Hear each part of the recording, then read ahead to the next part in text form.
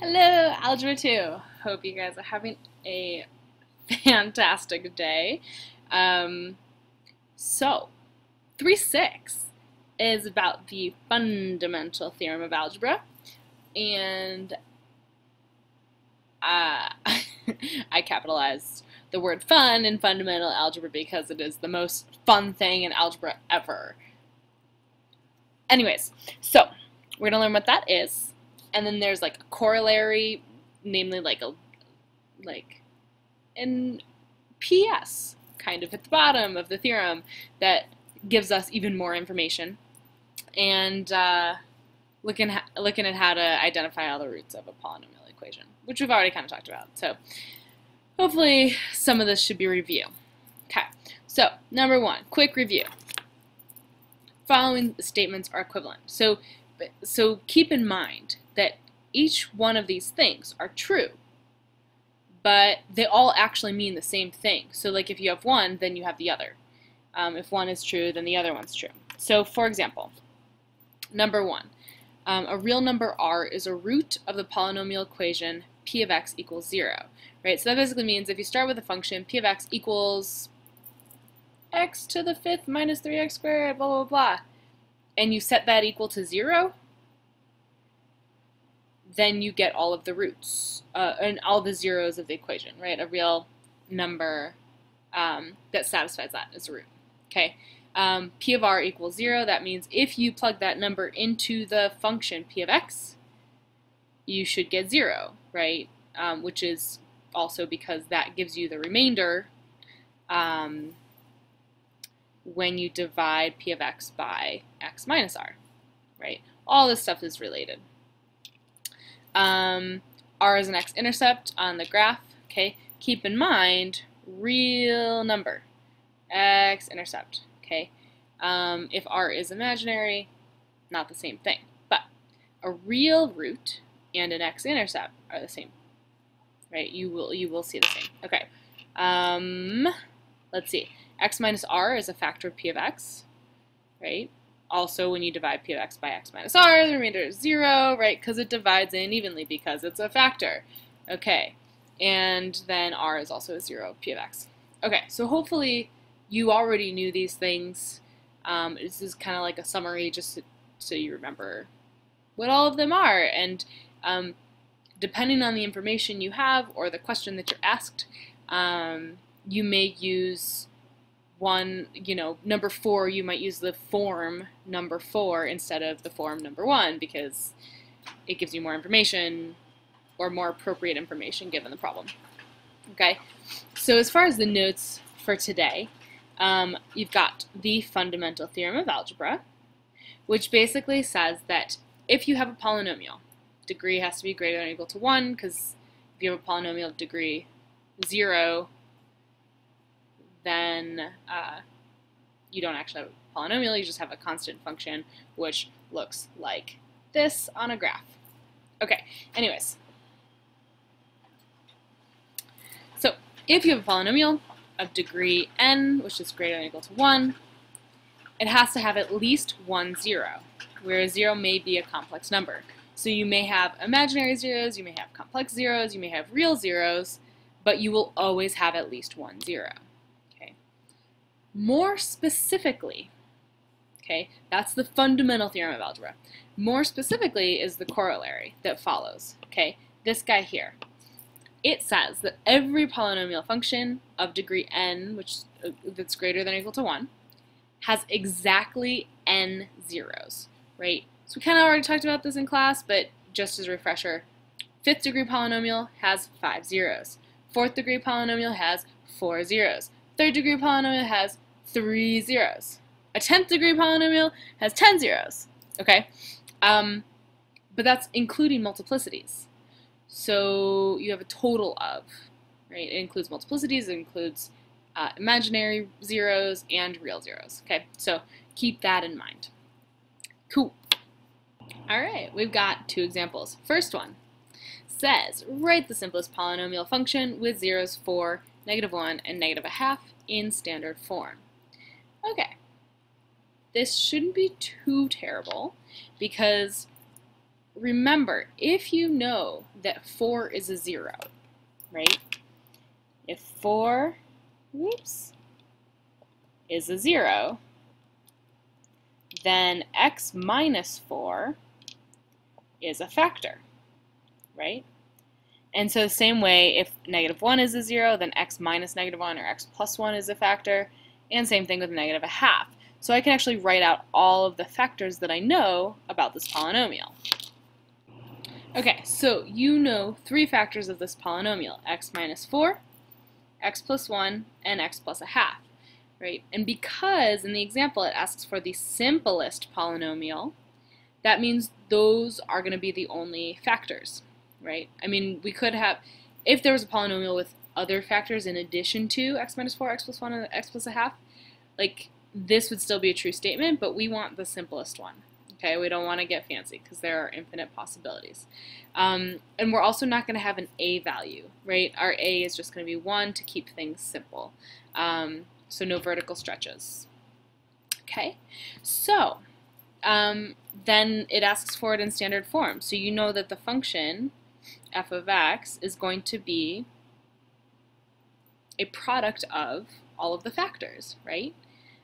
So you have x minus 4 times x plus 1 times x plus 1/2. And since it asks for standard form, you have to multiply that out. Okay, just do your extreme foiling. You can, if you don't want to see the extreme foiling, you can fast forward to the next example, or fast forward to the answer, check your answer, make sure you got it right. And then move on to the next example. But if you want to see the extreme FOIL, you can watch the following steps. So you begin by foiling 2 of the terms, leave the other one alone for the beginning. So I'm going to do x minus 4 times x plus 1 first. So we do FOIL first, outer, inner, and last. So we get x squared plus x minus 4x minus 4. And that whole thing is times x plus 1/2.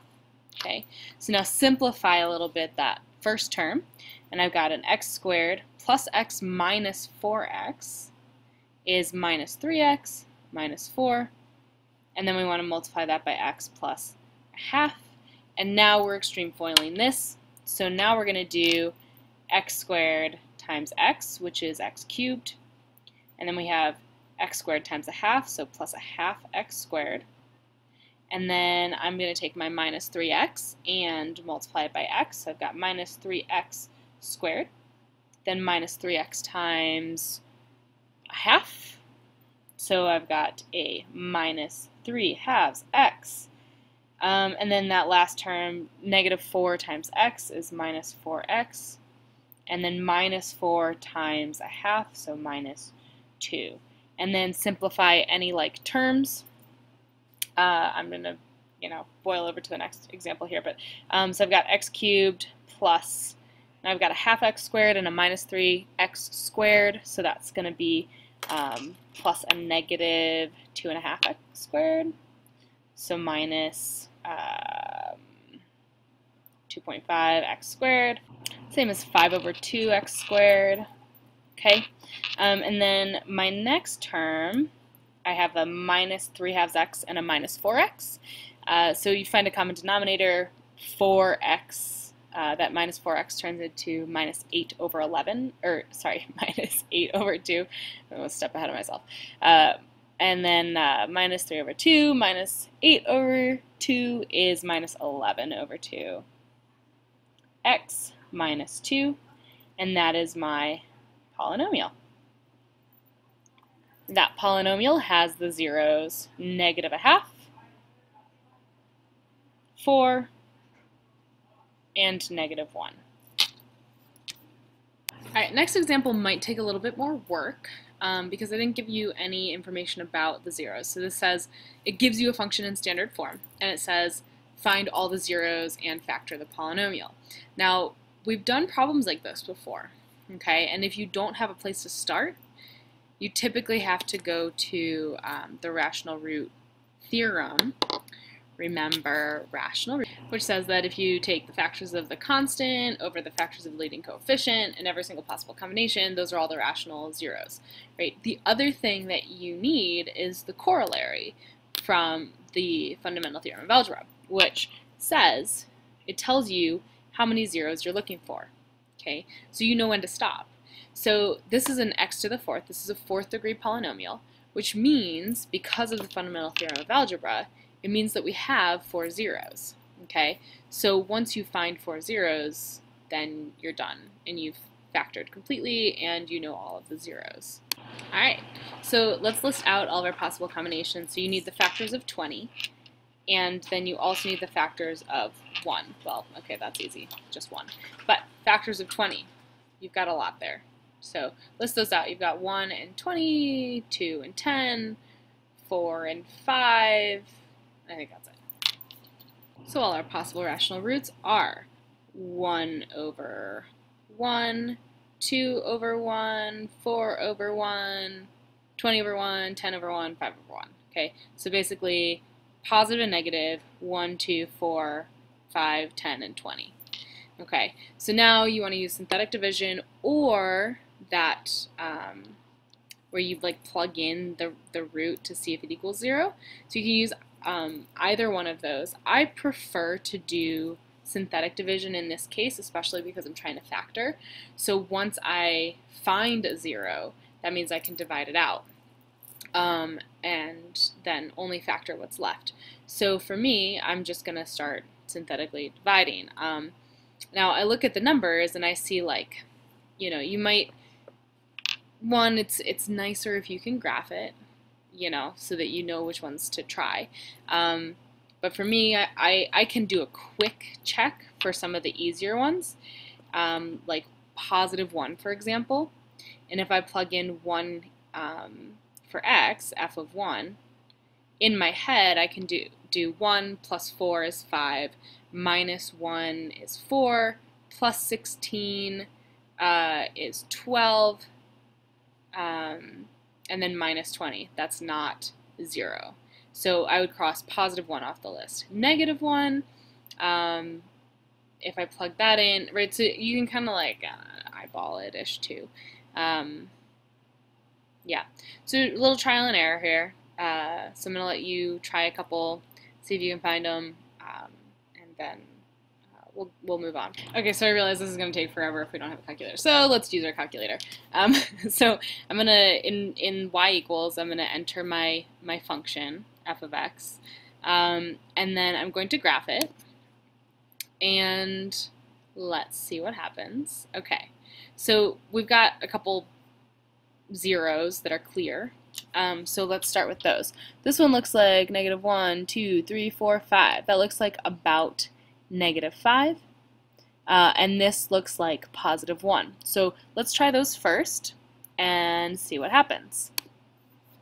So negative 5, that means I'm pulling out an x plus 5, right? So the factor would be x plus 5.